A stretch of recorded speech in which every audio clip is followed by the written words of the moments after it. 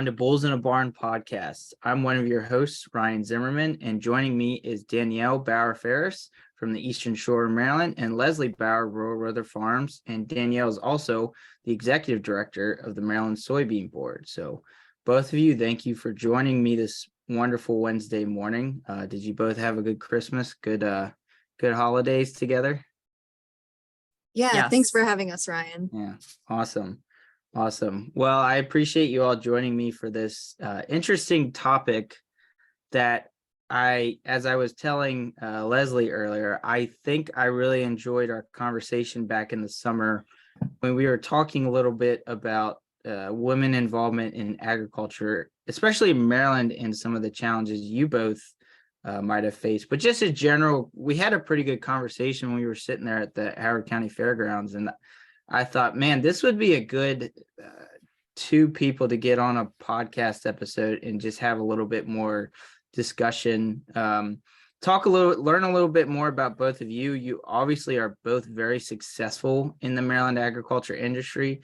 Leslie, you've had a lot of success with everything you've done. You're still Howard County president, if I'm not mistaken, correct? That's correct. Farm Bureau president, and Danielle, obviously executive director for the Maryland Soybean Board. Been a lot of success with the family farm at Rural Rother Farms as well.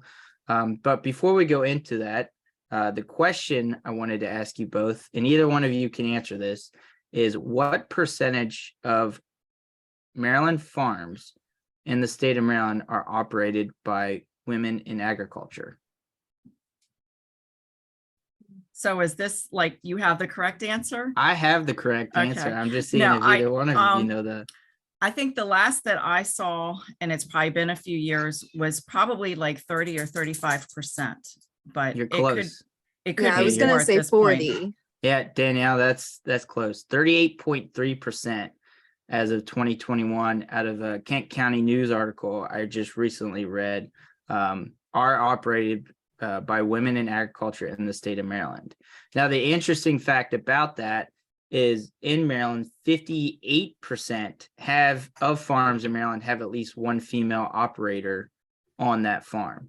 And also to top that, and this was a little bit interesting because I wonder if the USDA census numbers are a little bit off. It says we have in Maryland over 21,000 producers, and of those producers, 8,000 of them are female producers in the state of Maryland. But when you look at statistically how many farms we have in Maryland, I think we generally range from 12,000 to 12,500. So I wonder if what they consider producers maybe has a different quota or standard. I'll have to look into that more as we get, hopefully as we get into more episodes with Bulls in a Barn podcast. But so yeah, that's a little trivia question we like doing at the beginning of episodes because we really want to challenge our guests, see what their knowledge is a little bit about it. And you both pretty much nailed it on the mark. And I think that's interesting because when you read about women in agriculture, especially in the state of Maryland, we are actually one of the top 3 progressive states in the whole country when it comes to women involvement in agriculture, which I think is incredible. I'm surprised it's not higher. Because I've met in my short career so far working in Maryland agriculture, a lot of females that own and operate sole proprietor ag businesses, very successful at it too. But why don't you two tell me a little bit about yourself? Leslie, can you tell me a little bit about you, your family farm history? Maybe tell us a little bit about where you went to school, college. Just give us a little background about yourself. So I've lived in Howard County just about all of my life. And I grew up on a small 26-acre farm in Fulton where we raised sheep, and have been active in Farm Bureau since a young age. I ran for Farm Queen back in the day and have been a Farm Bureau member since. I currently, as you said, live on Rural Rhythm Farm. We are a 175-acre farm. We do a variety of things. My husband raises grain. My son raises hogs. I raise some cattle, as well as I have a high tunnel that I grow a little bit of produce in. I'm president of Howard County Farm Bureau. I'm also secretary treasurer for Howard County Fair. I have 3 kids. Danielle down there. I don't know if you had mentioned she was my daughter, but she's my oldest. Our son also lives and works on the farm and works part-time off the farm. And then we have another child who was also pursuing a career in agriculture, passed away in 2018. In addition to our 175-acre farm, my husband grows grain on about 600 additional acres around the county. So I think that's, in school, I went to UMBC, that's University of Maryland, Baltimore County, and I studied accounting there. So very nice. And that accounting, I'm sure, has helped you, especially with managing the family farm, but also all the positions you've had with Farm Bureau, and plus with your current, like you said, working with Howard County Fari Secretary and Treasurer. So, very awesome, very extensive, successful career, and still going strong. Got a pretty successful county Farm Bureau too down in Howard County. Had won the outstanding county award. What was it, back in 2021, I believe? So so pretty successful and awesome work. Danielle, please tell us a little bit about you. I think a lot of our listeners are going to obviously know a lot about both of you, but especially Danielle, you're pretty involved with Maryland Soybean Board and a lot of the ag organizations. So, but tell us a little bit about yourself. Yeah, so as Mom alluded to, I grew up on Rural Rhythm Farm in Howard County, Maryland, which was definitely an interesting experience growing up, just growing up on a farm in such a suburban community. I remember when I went to look at colleges, one of the advisors at West Virginia University, where I ultimately ended up going, asked me about my background, and the same thing. I started off by saying, I grew up on a farm in Howard County, Maryland, and he stopped me right there and said, there are no farms in Howard County, Maryland. And I corrected him and I said, I live on one of the few.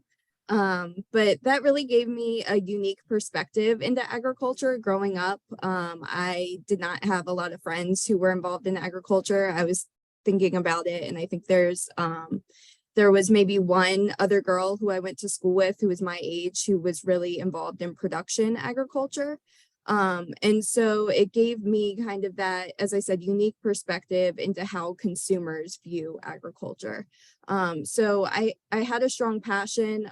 As my mom said, I was one of 3 children, and we grew up on a relatively small grain farm in increasingly urban county. So the 3 of us realized pretty early on that we weren't all 3 going to be able to come back to the farm and be farmers, unfortunately. But like I said, I really enjoyed agriculture and wanted to stay in the industry that had given me so many opportunities as a young person and give back to those farmers. So I ended up graduating with a degree in multidisciplinary studies at West Virginia University. I knew I wanted to be in agriculture, but wasn't exactly sure what I was going to do in that industry.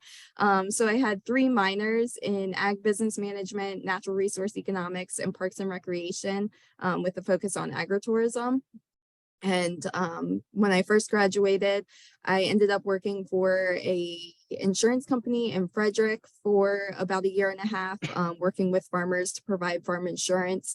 And insurance was not my cup of tea, not where I wanted to spend the rest of my career.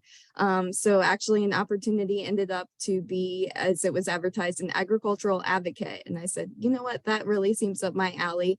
I ended up working at Thompson Ag Consulting for a few years, where I had the opportunity to work with a variety of different agricultural organizations, and then had the opportunity to branch out on my own and start my own consulting firm, where I provide administrative and public relations services to various agricultural and green industry groups. So the Maryland Soybean Board is one of my largest clients, but I also get to work with some other soybean groups, as well as the Maryland Arborist Association, and then a local landscaping association as well. Very nice. Yeah. And so for some of our consumer guests that may not know, can you just explain what Maryland Soybean Board is and Arborist? Just a brief description. Why we even have these boards in the first place? And maybe even quickly say what food products do soybeans go into? Because there's a lot of people that don't even know what soybean food content goes into when they're eating food. So just quickly describe that for some of our guests here that listen. Yeah, so groups like the Maryland Arborists Association are your traditional trade associations to represent specific industries. So, you know, we have a membership and we look out to protect the interests of Maryland tree care workers. However, the soybean board is a little bit different. It is a USDA program that's called a checkoff program. So for every bushel of soybeans that is sold within the state of Maryland, and actually throughout the country, since it is a USDA program, a certain percentage of that market value is returned back to the soybean board. Mhm. And then from there, we reinvest that money into research, market development, consumer education, things to maximize the profitability of Maryland soybean farmers. So through the checkoff, we're actually able, for every dollar that's invested, we're actually able to provide $12.34 in added value to U.S. soybean farmers through these investments. So it's all farmer driven. We have a board of farmer leaders who make those investments and advise the decisions being made by the soybean board. And so with that group, because it is federal dollars through USDA, we're unable to lobby, but we are able, like I said, to provide a lot of education around soybeans. Soybeans are kind of what they call the miracle bean. It can be used in so many different products. So not only just your food products, most people are surprised to know the vegetable oil you buy in the grocery store is often 100% soybean oil. You can find it in chocolate. You can find it in just pretty much anything you can think of. There's probably some tie back to soybeans with a food product, but then it's also there's even soybean shoes. I just saw recently they made shoes out of soybeans. So that it's pretty incredible what they're making out of soybean now. So. Yeah, that's what I was gonna get into was you know, fuel, so biodiesel alternatives made with soybean oil, and then a lot of bio-based products are popping up. Products like, you know, Skechers shoes, who are looking to replace the petroleum in their rubber soles, are switching to soybean oil because it's a more renewable source for them. So there's over, I think, 1,500 products on the market right now that are soy bio-based. Yeah. And then it's funny because I guarantee there's going to be some people that will debate and say, well, growing large scale commodity soybean is not climate proactive. How is this actually helping the environment? Well, she just listed off multiple things that soybeans are being used to replace fossil fuel products that really have been damaging for a long time. And not to go out here on a limb and bash the fossil fuel industry, but yeah, it's just pretty amazing to me how we are always constantly finding ways, especially in agriculture, to be innovative with what we have and make some pretty interesting products. So pretty successful backgrounds for both of you, which is why I wanted to have you on this episode. Again, going back to our conversation from the summer, obviously both women in agriculture in Maryland, and probably have faced some obstacles and hurdles while working throughout your careers. I'm sure there are plenty others out there, and we plan on actually making this a series later on where we have multiple women leaders in agriculture come on. But I thought this daughter duo to start off with would be great. So what are both of your thoughts, going back to the main topic for today's podcast, is what are your thoughts and feelings about the current status of women in agriculture in Maryland, or just in general throughout the country? How do you feel it's perceived through your eyes and maybe through the consumers and through other farmers? Danielle, you want to go? Sure. So I think, as you kind of alluded to earlier, Ryan, that Maryland is somewhat of a leader in women in agriculture. I have the pleasure of serving as the Howard County Farm Bureau Women's Leadership Committee Chair. And through that, I've been able to attend some national meetings of women farmers through the American Farm Bureau Federation, and definitely see where Maryland is more advanced in that aspect. You know, when I think of Farm Bureau, I think of it as being men and women, but there's some places in the country where the women call it the Men's Farm Bureau and the Women's Farm Bureau. So I'm definitely glad to see the amount of women that we have in agriculture. When you look around at a lot of the organizations, such as the ones that I manage and other partners of ours, they are a lot of women-led organizations. And I think that maybe comes from circumstances similar to what I explained. Women have always been involved in the farm, but they're not always the traditional heir, I guess, for lack of a better term, to take over the family farm, but they still want to stay involved in the industry, is what I've seen a lot in my experience. But there are definitely some hurdles I think myself and others, as I said, in those positions have faced to get to where we are today in doing so. Going back to the statement you made, why do you think it is that they're not, I guess, the traditional heirs of farms? Is that more just a personal family decision, or is it just women who work on family farms don't necessarily get a say? And I don't think that's obviously the case, but is it more so they're just not pursuing to take over the farm? Or, I guess what was the case in your situation? Obviously, it was, you had mentioned earlier, that was financially, it didn't make sense for multiple of you to take over the farm. But why weren't you the one that, just out of curiosity, what was the decision where, Danielle has to go out and find that career choice? And maybe that was your decision personally, or, it was a family decision altogether. What do you think that reason is, I guess? I think it probably plays into a lot of traditional gender roles and traditional roles just in family life and in households. I think women have always been a part of farming. I was listening to something recently that was talking about women in agriculture. And when you meet a husband and wife, it's not the husband who says it's my farm. It's the husband and wife who say it's our farm. So there is, women have always had that background role. But just traditionally, they have not been in the forefront. And I think that continues to persist. You see it less often today, but it does continue to persist. I know just in our situation, that's how it ended up playing out. Was my brother was the most involved in helping dad with the field crops and in helping raise livestock and things like that. And so he was the natural fit. He was the most knowledgeable about those things to take over the operation. And that was just in our situation. I do see it with others in the industry working out differently as those roles start to change here in the state and nationwide. But that, like I said, was our situation. Yeah.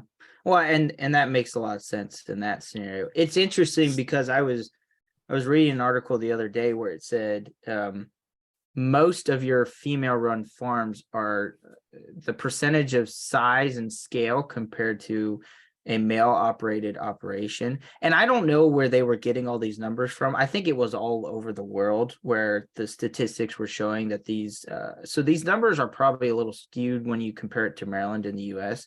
But it was saying that 50% of female farms got, I think, made $5,000 or less in revenue, or received even federal government grant funding to assist with their farms. Compared to whereas only 19%, I think, received, it was like either 26,000 or more, or 50,000. I might be getting the two numbers mixed up, but it was a big difference in the numbers. Leslie, I wanted to pitch this question to you. Why do you think it seems like right now there's a discrepancy in size and scale of farms between women and men in agriculture, and why maybe that might be?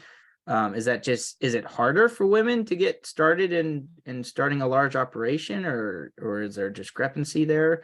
What are your thoughts on that? Have a lot of different thoughts. So I know that's why I brought you yeah. on for this. No, I'm trying to think of the best way, because I've sat here and I've listened to Danielle and I've listened to some of the statistics that you've put out. In regards to size and scale, and as like Danielle not coming, that my son was the natural fit to the family farm. It's not to say that Danielle is not welcome on our farm. And I don't, and that's probably not saying it the right way. But there is a spot here for her should she choose that she wants to be here. But one of the things, my son kind of had to find a way that he could support himself and be sustainable. And Danielle would need to do the same. So unfortunately, because our operation is not large enough that we can't necessarily support everybody, and everybody kind of has to find their own niche to do that. In regards to women farmers, I think the one thing that I'll say is I have seen, because I am the older generation, certainly when I was young and first married and starting out, there was a lot more men in agriculture than women.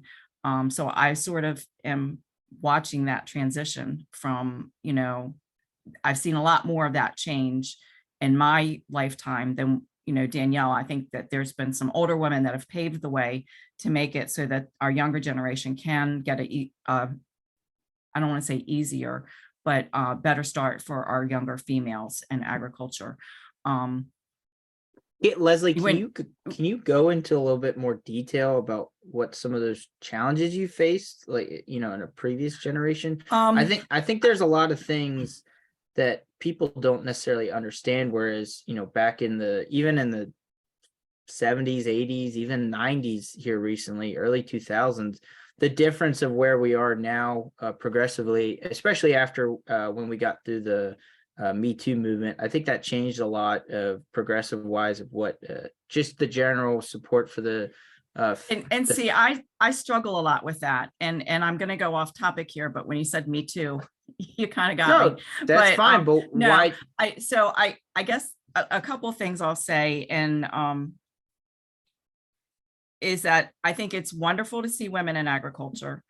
I support women in agriculture, but I think in any place in society, not just within the ag industry, I don't want to be treated a certain way because I'm a female. I want to be treated and respected because I've earned it and done it. I don't want to be hired for a job because I've got to fit a quota of a certain race or nationality or something of that effect. Gender. I want gender. I mean, Yeah. Gender, it could be color, it could be where I've come from, any of that. I want to be picked because I'm the best person for that job or for that role. And so it's frustrating to me. And as a female, I'm sure there are women that don't like me saying that because they feel they should be put up because they are female. I want to be treated equally to everybody else.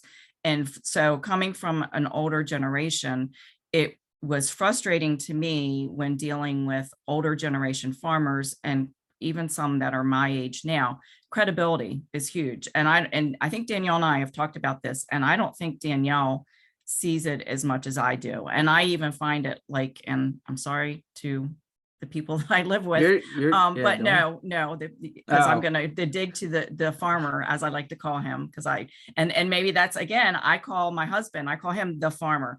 So anyway, but the dig to him is that, I will observe something on the farm, and it could be a sick animal, it could be something that's broken, and I will say something to him about it, and he'll be like, yeah, okay. But it's not credible until he goes out and he experiences it himself. So he can't take my word that we need to do something, and I find that same thing in business. When I would go and, let's say, pick up parts for the farmer, it's, you go into the parts department at the local equipment dealer, and oh, that's just the farmer's wife. And so they don't take you as seriously or think that it is as big of a deal when it's coming out of my mouth, as opposed to if it were coming out of your mouth. Because you're the male. And so certainly you're more believable. You're the one they think that's paying the bills. I worked actually, I didn't talk about this in the introduction, but I did work off farm in the corporate world for about 30 years, actually over 30 years. And just within the last 2 or 3 years have actually been able to leave that and work at home. But, you know, I don't want to say that our farm doesn't pay the bills and sustain itself, but I can assure you that a lot of my corporate money went into helping to support this farm and this family. And so, you know, people looked at me and didn't, you know, they didn't think I was the brains of the operation, but I can tell you that especially financially, there's a lot that I look at and discuss. And I'm not trying to say that just for myself. I think there's a lot of, as you know, women always have that supporting role, but, you know, men didn't necessarily see that or take it seriously because we didn't have the brawn to go with our brains. The other thing I think I wanted to say, because I think you were talking about women funding and grants and Yeah, and like government, government grants, So, stuff like that. I think it was 10 years ago. No, probably in 2011. So maybe 11 going on 12 years ago, I actually had put up a high tunnel. And of course, there was some funding through NRCS, National Resource Conservation Service. There was some funding for that high tunnel I got. Before you go further, could you quickly describe what they do? I'm not sure how much of your knowledge is on NRCS, but like just for some of the guests that may not know who they are, just kind of, you know, what the point of their program and operation is. Geez. Or I'll pass it to Danielle. I would say I mean, I think they're supporting natural resource conservation service. They're supporting conservation resources for farmers. They're encouraging farmers to farm in a way that is going to continue to make us sustainable. Danielle, please jump in and help me here.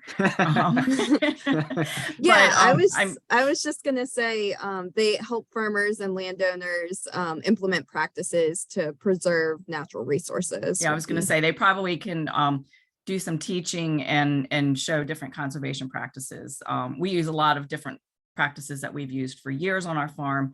We actually many years ago got a conservationist of the year award here in our county and that was actually back when Danielle was in high school. I think that we received that. So we've done resource conservation for years. Growing in a high tunnel is back when I put up my high tunnel, 12 years ago, it was kind of a new thing to extend the growing season. And, to help again, to provide food for this country in a different way, which is what I was doing. But I received a grant to help to construct that. But I also needed additional funding to build that high tunnel in addition to the grant assistance that I got. So I was able to go out and get a loan. And when you were talking about funding, I just think it's interesting because there's a lot of loan programs out there through USDA and the Farm Service Agency that provide lower interest rate loans for minority and women farmers. So, again, as I bashed, I don't want to be singled out because I am a female, but at the same time, I can take advantage of these programs because I am female and, get a better rate on a loan or things of that nature. So I did borrow some money. I got a better deal on a loan than if my husband had gone out to borrow the money. But this was my enterprise that I wanted to do. So I had to kind of go out and do it on my own. Yeah. And I think pretty successful too, right? I mean, well, yes. I mean, I sometimes I hate to say it. Farming, I don't think any of us are going to get rich at farming. And I'm not necessarily even certain if I break a profit in what I grow in the high tunnel, but it provides a niche that people in our community really enjoy. Probably the biggest thing that comes out of my high tunnel are fresh strawberries in the spring. And the purpose of a high tunnel is to extend your growing season so you can get crops earlier in the spring and later in the fall. And so I usually, where field strawberries don't come in until around Memorial Day weekend, I can start picking strawberries in my high tunnel, usually mid to late April. And so people love the ability that they can come out and they can pick strawberries. They're not fighting the crowd at the local pick your own farm. The other nice thing about my high tunnel is that when it's raining outside and your strawberries get rained on outside, they're soggy. They don't have a whole lot of flavor. I control all the environment within the high tunnel.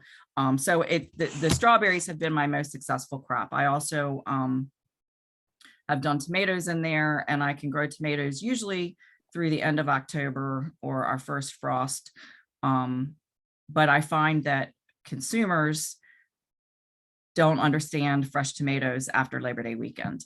And so, How so so? I just find that your produce and vegetable market just really tends to drop off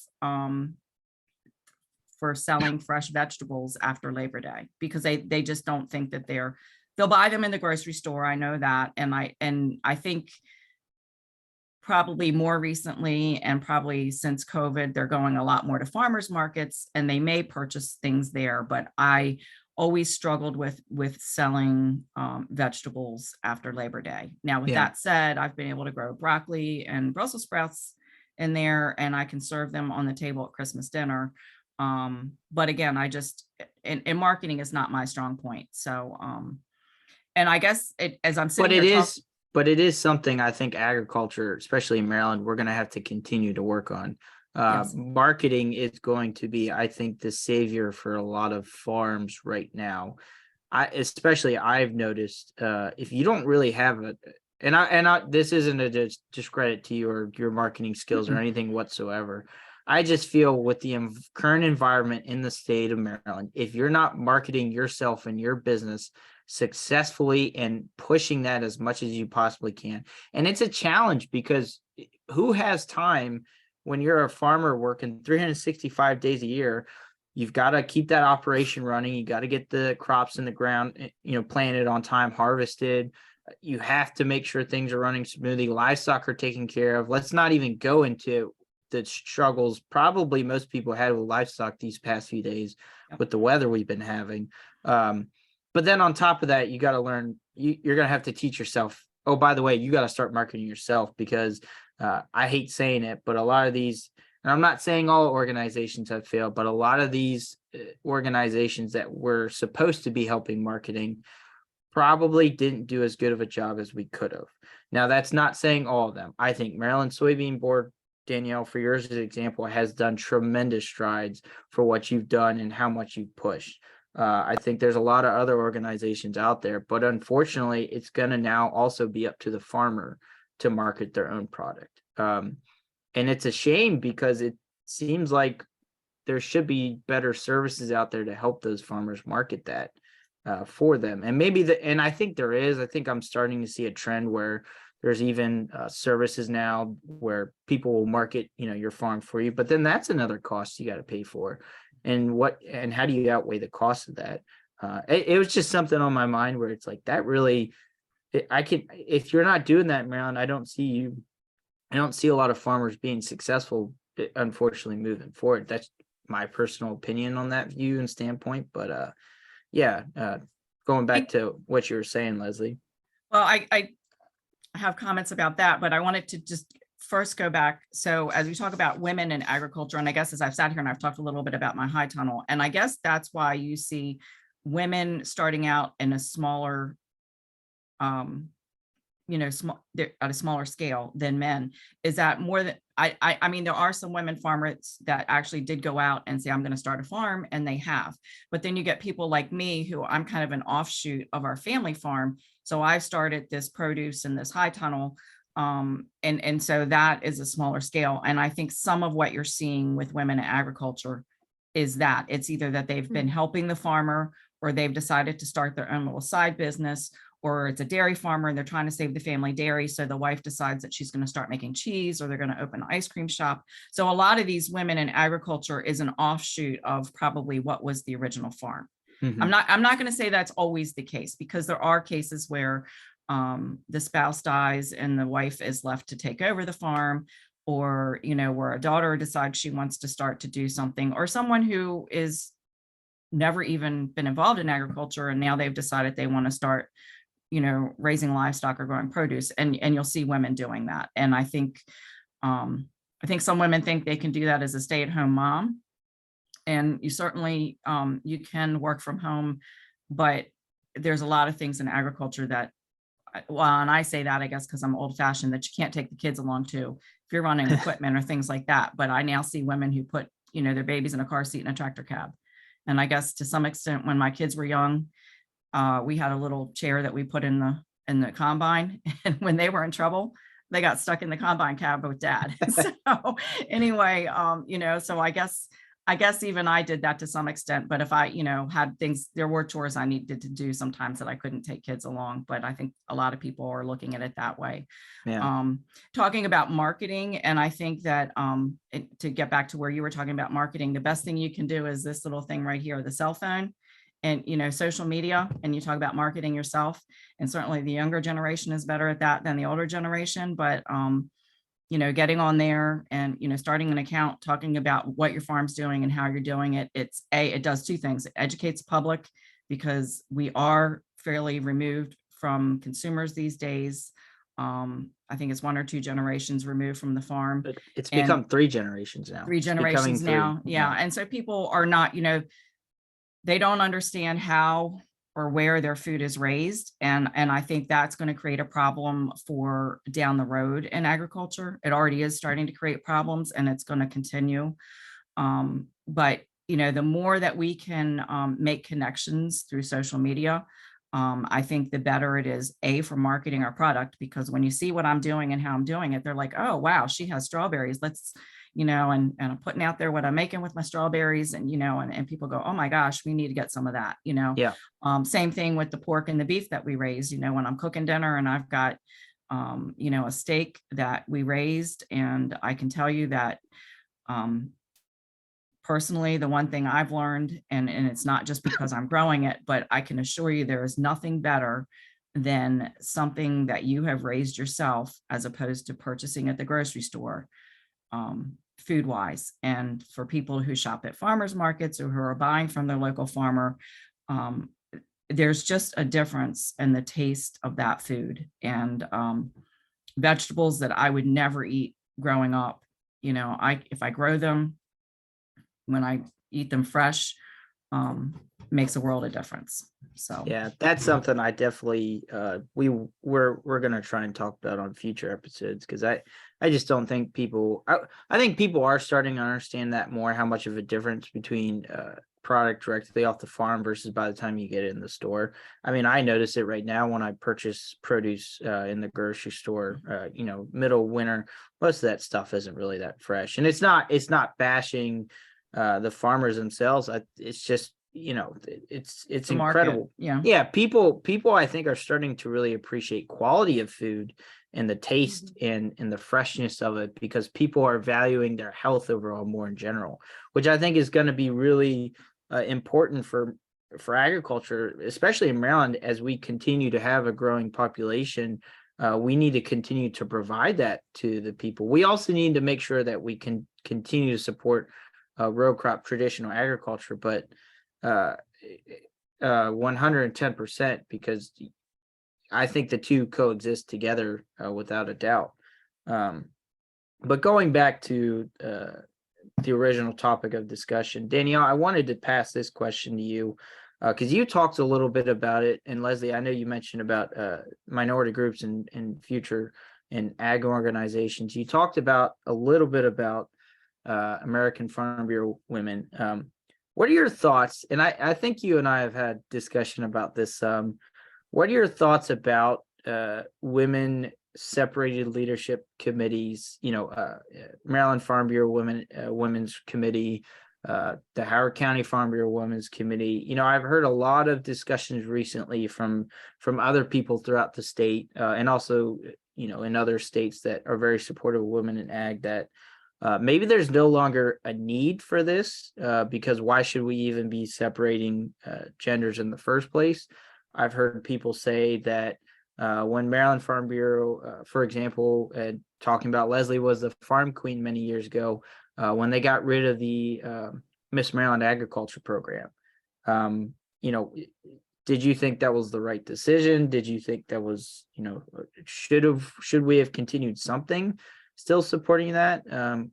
Tell me a little bit your thoughts, I guess, on that whole situation in general, and just, organizations such as that? Yeah, so I think I walk a little bit of a fine line. I very much enjoy being a part of the Farm Bureau Women's Leadership Committee, but I do at times kind of tend to agree with what Mom said earlier, that we're almost doing ourselves a disservice by separating ourselves out. I want to be on an equal playing field as everyone else in the organization. In my circumstance, I became involved in the Women's Leadership Committee through the Miss Maryland Agriculture Program, as you said. Great program, by the way, too. Yep, It and that's changed a lot of women's career paths, and yeah. Sorry, I didn't mean to interrupt, but it had its success for many years. And that's exactly what I was going to build on. I was Miss Howard County Farm Bureau back in 2010 and 2009.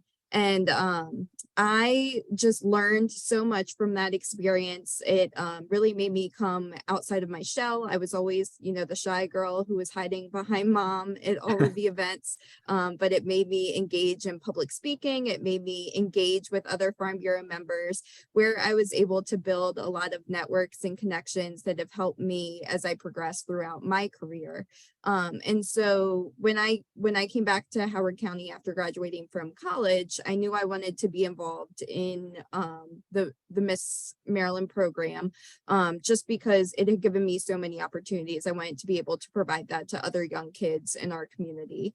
And so through that, I became a part of the Women's Leadership Committee. And like I said, have seen where it's helpful in other areas of the country that may not be as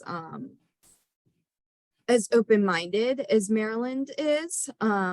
But I do think, you mentioned the Miss Maryland Agriculture Program is now the Maryland Agricultural Ambassador Program. So it's open to both males and females. And I think that's a really awesome opportunity to be able to give not only the scholarship, but the learning experience to both young men and young women in Maryland agriculture. And so, as I kind of alluded to earlier, I almost think we're doing ourselves a disservice, though, by separating us out, because as Mom said, now it's almost, am I part of this group to fill a diversity quota? I feel like I've worked very hard, where if you were to put my resume and another male farmer's resume next to each other, that you would look at them and say they're both on an equal playing field. I have pursued opportunities like Lead Maryland, like leadership training through Farm Bureau, where I feel like I've earned my position in Maryland agriculture. And that's, I love women to be involved, but I want them to be involved because they've earned it as well. Saying that kind of carefully, but not just because they're the woman and they're trying to meet, like I said, that diversity quota, but because they've earned that seat at the table. And I think that's the way it should be treated. The problem I've seen is that, and Leslie, you might be able to talk on this a little bit. Why did we have to go so far that we even had to have, and now, to be fair, groups like Future Harvest CASA, which is a very successful at what they've done, helping support not only minority and diversities in agriculture in Maryland, but also women in agriculture. But the fact that we even had to create an organization separate from other organizations simply to support that, I think is what drove me a little bit insane to think that, where did we mess up years ago that these groups had to have separate, women in agriculture organizations or group? Like, why was it so hard for us to all coexist and work together? These groups should have never had to been formed in the first place. There shouldn't have to have been some kind of separate representation simply for women in agriculture. Leslie, I figured I'd throw the question to you because you've heard me talk about so much about this. So my first I see, now you got me on my soapbox. Go for it. I No. want to hear about it. No, I mean, my first thing that I'll say in regards to Farm Bureau is this, and we talk about future harvest CASA. I am not trying to bash anybody, and I will say that to begin with. But in my mind, I think people look at Farm Bureau and they think that's the conventional or traditional farmer. They don't, and farming and agriculture, we are such a small group and such a small percentage of the population. It is incredibly hard from a legislative perspective or any other perspective for a farmer and agriculture to get support because we're such a small group. And I think we hurt ourselves because we now have broken off into two. And I'm not sure if this is where you were going with this or what you were looking for, Ryan. But I mean, I feel like if you wanted Farm Bureau to change, you should have stayed involved in Farm Bureau to make it I don't want to say that Farm Bureau is not progressive, but if, you've to take your beliefs and bring them in as we've evolved. And sometimes it takes a little bit longer. We're a little bit slower. We have evolved and we have an ag ambassador program now, as opposed to years ago, I was and I will correct that. I was not our county farm queen, but I did run for farm queen. Right. But it was a farm queen program in my generation. In my daughter's generation, it was Miss Maryland Agriculture. And now we've evolved to, Ag Ambassador. And so sometimes maybe it takes a little longer for us to get there, but I feel like instead of breaking off into these groups, we really need to stick together as one and support each other. Conventional, organic, male, female. Do you think egos get in the way in always, agriculture? Always. Do you think it's like an ego where like, well, I just personally think I'm right. So because I disagree with you so much and I'm right, I just don't want to work with you anymore. And see, and that's true. And I think that there are a lot of people that feel that way. In my mind, I feel like we need to embrace our differences. And I think it would be boring if we all, we all did the same thing and we all did it the same way. And let's embrace it. Let's support each other. Just because you don't agree with how I do it, I have friends, that we don't always agree on everything, but we can set our differences aside and we can embrace what we do have in common and build a stronger friendship and support each other in what we're doing that way. And I feel farming and agriculture needs to be the same way. I don't, as I said, it doesn't matter if you're organic or conventional. I don't think it matters if you're male or female. I don't think it matters if we're two women doing two different things. And quite honestly, one of the things that frustrates me and probably more than anything, and I see it more in the younger females in agriculture, I think as you age, and I think this is a male or a female thing, I think you sometimes, you realize what's important in life. Your priorities are different. You don't worry so much about everybody else and what their thoughts and opinions are. I'm not going to say I still worry about those things, but I think sometimes it's not a make or break for me. And it bothers me as we talk about women in agriculture. I see it throughout agriculture already. I think it's worse within women in agriculture, especially our younger women in agriculture. We're not in competition with each other. And it frustrates the heck out of me that I see women. Are we not though? Because, I'm not trying to be the devil's advocate, but it seems like it's getting harder and harder to operate in Maryland for example basis. But that's not farmer to farmer, that's farmer to consumer. And my feeling is that I feel like I shouldn't be tearing somebody else down to build myself up. And we need to support each other and build each other up, not constantly tearing away or chipping it away at, or that. So that to me is the one, and I look at women in agriculture, I look at women in Farm Bureau. So a quick little statistic. So Maryland has, I think, 23 counties. And at our recent Farm Bureau convention, I was talking to another female county president, and she made the observation that within those 23 counties, I think there's now 5 counties that have women that are women county presidents. So, again, we're making our way through. That certainly is a smaller percentage than as you talked about, the women that are in agriculture in Maryland. But we're getting there. Howard County, I'm actually the second female president. I think we're going to be 100 years old next year, Howard County Farm Bureau. And in that 100 years, I'm the second female to have been president for that Farm Bureau. So, I mean, we're definitely making waves. They might be little ones. But I think that these groups need to come together. And, even when you're down in Annapolis and you're lobbying, I think we've been there, and I've seen other ag groups that maybe don't agree with or support what Farm Bureau is doing, and they're lobbying against. And I think that overall hurts our industry. And again, just because I do it differently doesn't mean it's wrong. It's just. And to that point, Ryan, when you asked, are we though? Well, I asked that because recently, and I'm sure this is what you're going to talk about. Recently, it seems like we are becoming more cutthroat with one another because times are getting harder. Let's face it, a farm is a business.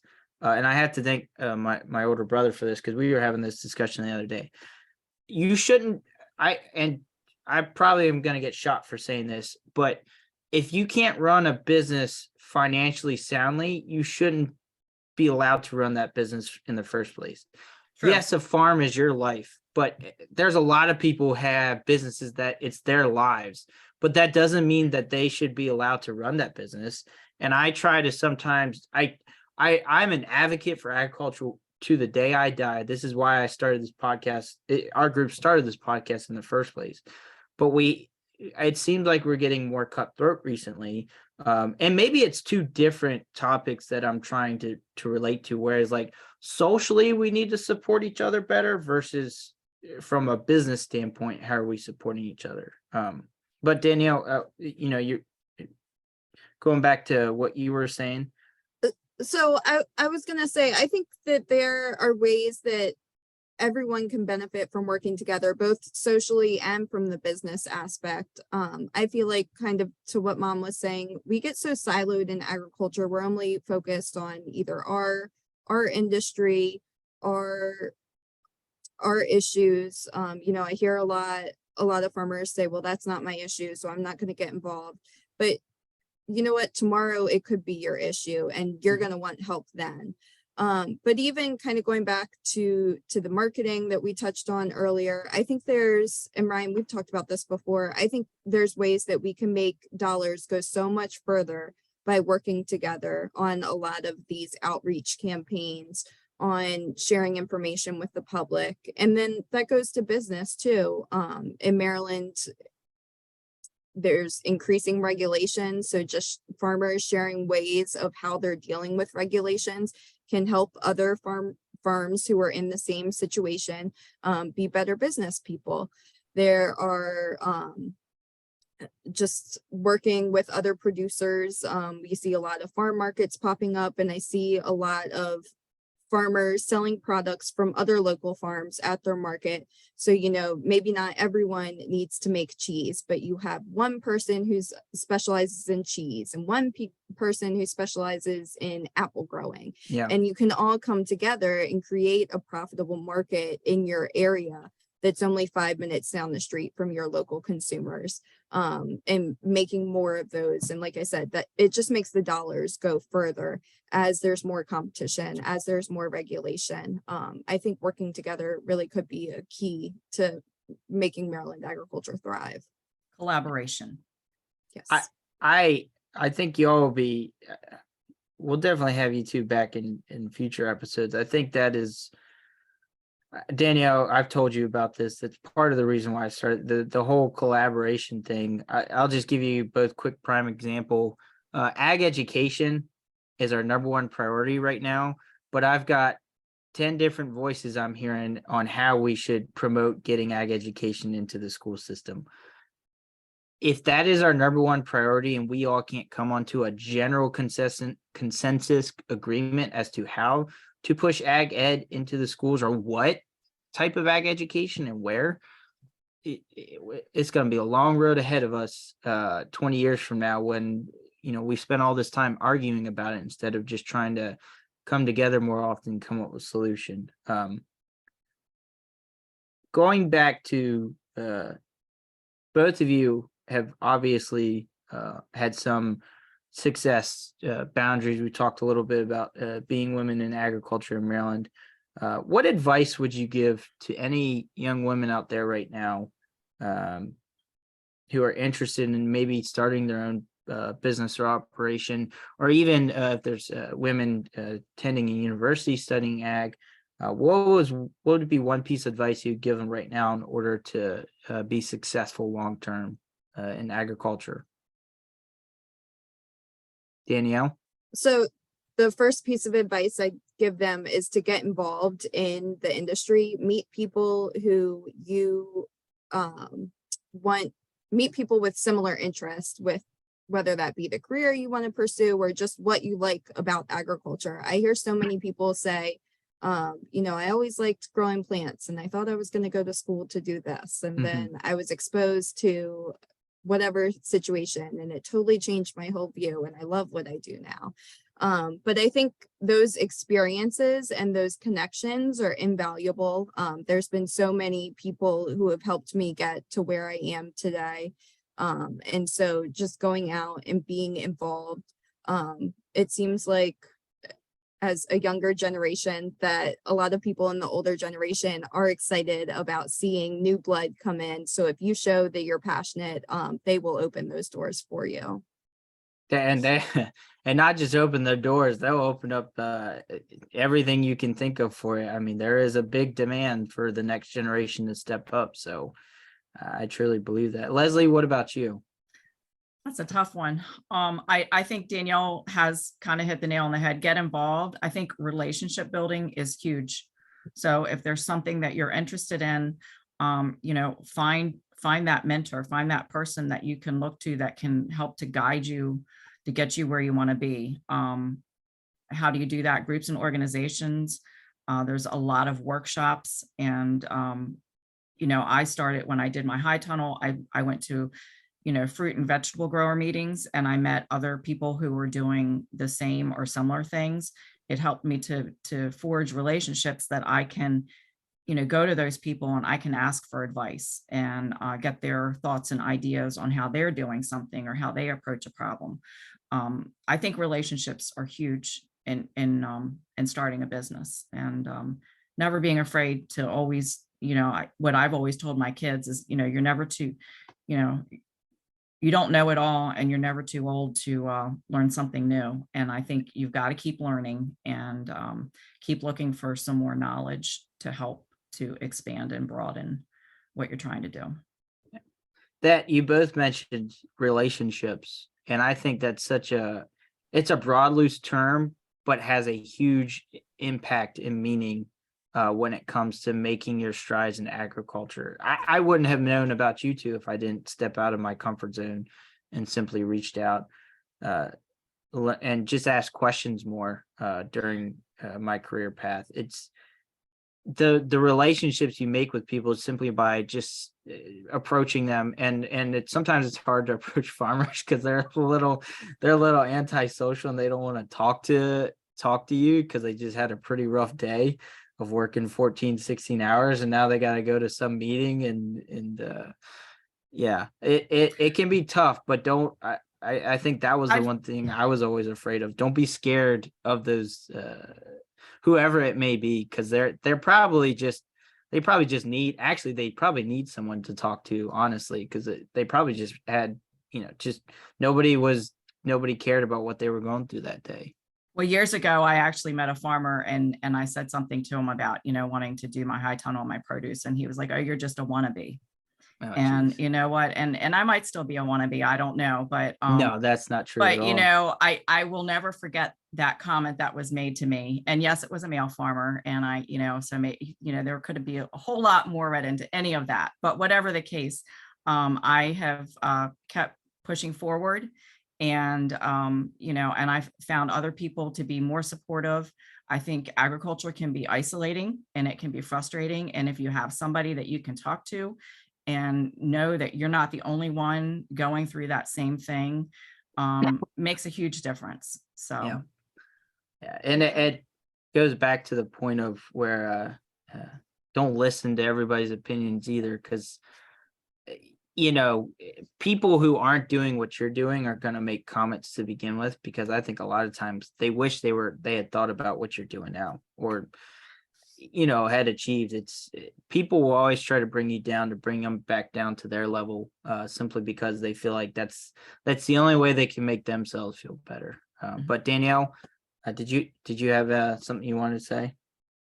I was just gonna add, there certainly are, you find people like what Mom had alluded to in every community, people who are not the kindest. But what I've found is that the farmers who are involved in organizations like Farm Bureau, like the Soybean Board, who are involved in their local community, are really some of the kindest people I've had the pleasure of knowing. And that's why I feel so blessed to get the opportunity to work with farmers every day. Yeah. I think we have a strong community in general in the state of Maryland when it comes to agriculture. I just think we have to, as we alluded to earlier in the episode, we have to do much better at collaboration. And the egos we got to bring our egos out of the picture for some time, because if we continue not to, we will not exist in 20, 30, 40 years from now. I just don't see it happening. And that's what scares me the most. And that's why we want to better advocates, because I'm scared a little bit about what the future of agriculture in Maryland looks like. Especially when you go down the legislative session, which I'm looking forward to attending Taste of Maryland here in a couple weeks in January to see what our new governor and our new legislative representatives are how they're going to represent us in agriculture. I've got another question that, and there's multiple ways you can answer this, but Danielle, we'll start with you. If there was one thing you wanted to say to the Maryland community of women in agriculture, whether it be positive, critical, supportive, negative, a challenge, what would it be and why? That's a tough one, Ryan. So I think it goes back to a common theme that we've talked about here, is just being supportive of each other. I think, something else that we've talked a lot about is that farmers are a lot of times isolated. So women in agriculture being included in that. They're isolated, they're dealing with a lot of stresses, not only on the farm, but also, as we've talked about, women have a primary role a lot of times in their home, in their family life. And so you never know what someone else is going through, what they're dealing with. And so being kind and supportive is free. It costs nothing. Yeah. But it can build up your community so much faster than the negativity and the cutthroat competition. And so just providing that support, like we've talked about, helping mentor younger people in the community. It's just so important to me, is where I see the greatest need for women in agriculture. It's a great response. Leslie?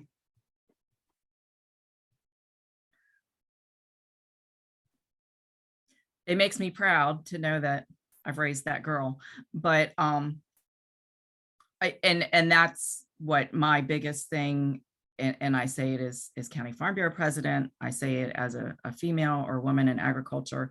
And I've already said it today, and I realize that, yes, there is some competition within the ag community, and as you said, cutthroat, but we need to not look at each other as competition. We need to support one another. And I think that, what is the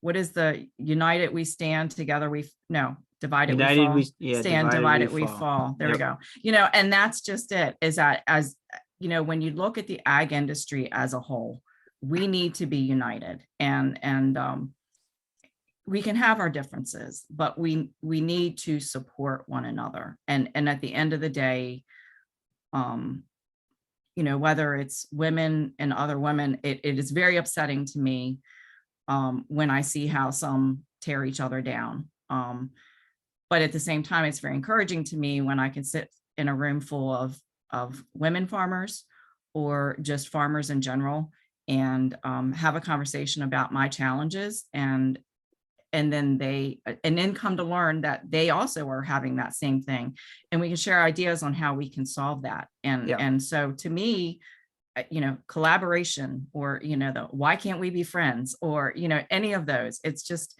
we need to support each other. And I think that I guess the biggest question is going to be, what does that word collaboration mean in Maryland agriculture? How do we better collaborate moving forward? Because we've been using that word a lot, but I guess we haven't really.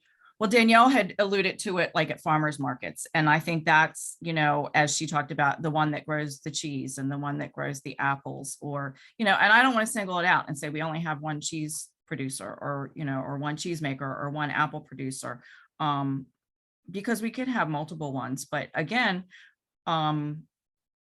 if you're marketing, and I know, like my son with his hogs, I mean, you know, he works with other people that are raising pigs. And if somebody needs a barbecue pig, for example, if we don't have it, we'll say, call my friend, you know, over here, and he can help you.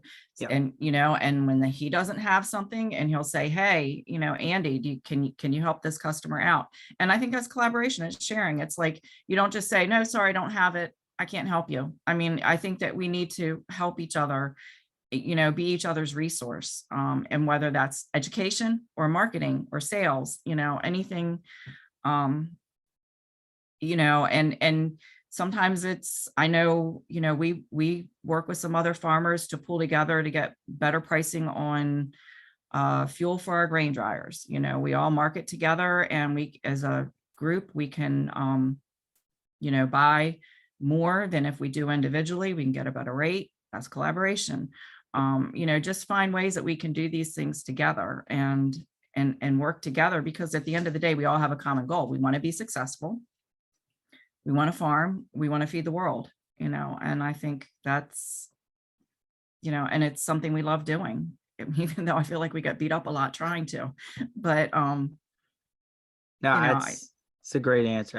I just think I'm always big that if we're going to say we need to do something, you know, offer some solutions to that point, because people always get pissed off when, well, we need to do this, but we don't ever offer solution. I want to make sure that we back up the solution, which you offered a very good one just there. And Danielle, same to you. I have one more question for each of you. And I think we've asked almost every, in each episode so far, I think we've asked this question, even though we've only had two, but it's a discussion I like to ask because it's a question I think about a lot.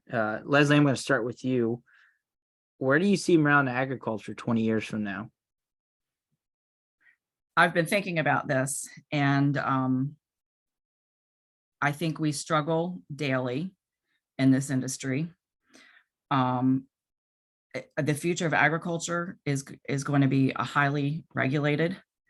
There's going to be a lot of regulation in our future as we talk about things going on in Annapolis. I've watched bills change through the years, you know, of what gets introduced in Annapolis. And again, it goes back to now, as you said, 3 generations removed from the farm. People don't understand how our food is being grown. So we, you know, education is key. But more and more, they want to limit how we farm. They want to take tools out of our toolbox, and that could be chemicals or things like that for raising our crops. But those chemicals are harmful to the environment, right? I don't agree to that. No, I'm not. I'm don't- challenging you did- with the question I don't think because I don't think that chemicals are, I mean, I think that there's other things that we're doing in lieu of the chemicals that can be even more harmful. Or, there's always going to be a trade-off. And I think that the value that brings is, the ability to feed a growing country versus the ability not to be able to grow that food. There's got to be some sort of a trade-off. And I don't believe, I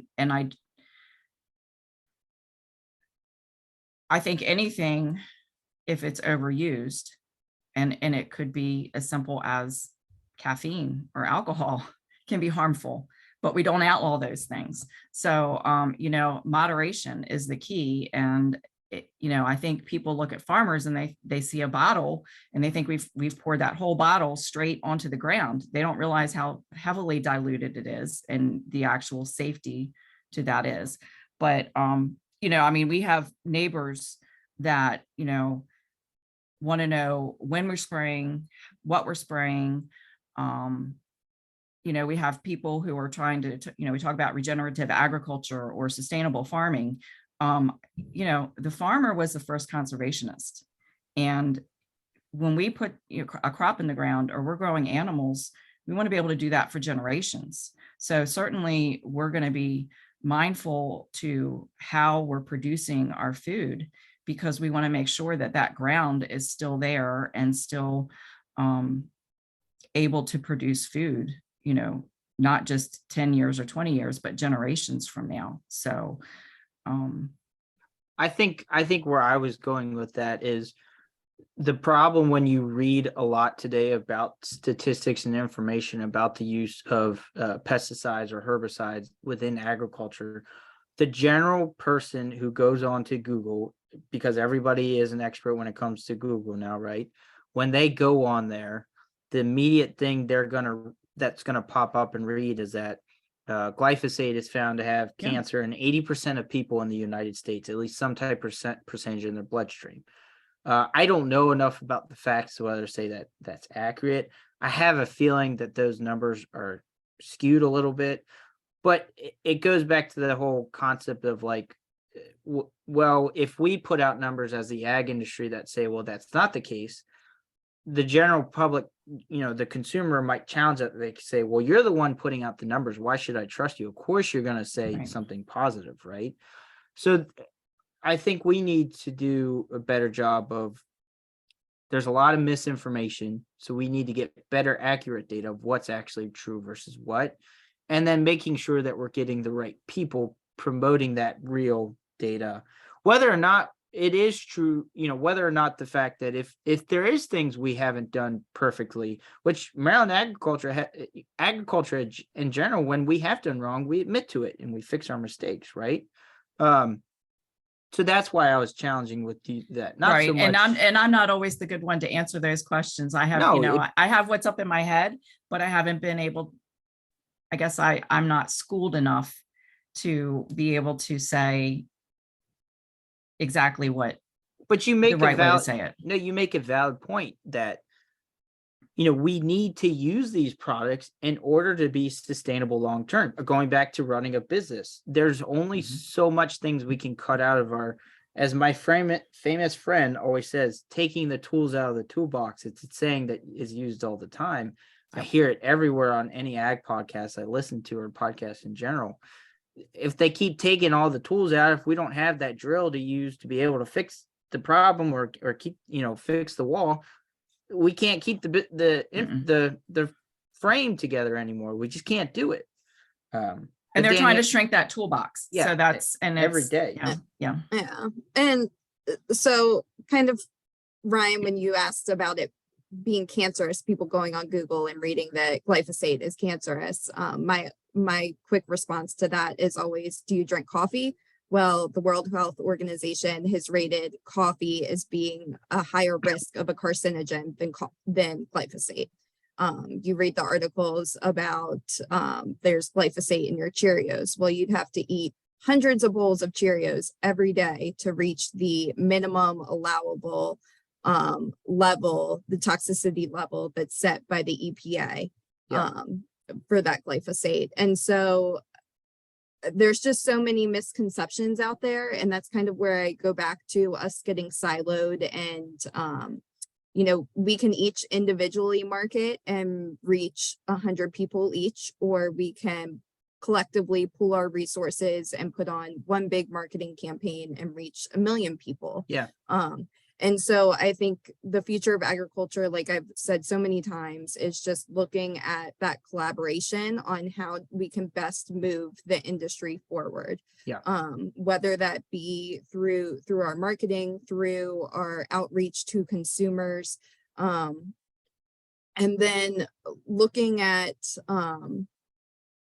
I'm sorry, I lost my train of No, thought there. you're fine. But looking at the coronavirus and kind of what the response to that has been, I have been kind of optimistic for some of these, is that consumers, are starting to get back into gardening, or starting to be more interested in where their food comes from. I'm part of gardening groups on Facebook because I love having my backyard garden. Yeah. But reading what people are starting to realize that farmers deal with every day. So, seeing someone say, oh, I'm trying to grow my vegetables all organic and I have this problem. And then a week later, they have this problem. And so realizing that, to produce a safe and sustainable food supply for our growing world comes with so many of these challenges, and understanding why these products, why the tools are necessary for farmers. I am a little optimistic that COVID has kind of helped with some of that. So would you say 20 years from now, you actually think we have a more positive outlook for Maryland agriculture? Just to answer the question that your mom talked about. I would like to think that, but it is kind of a fine line.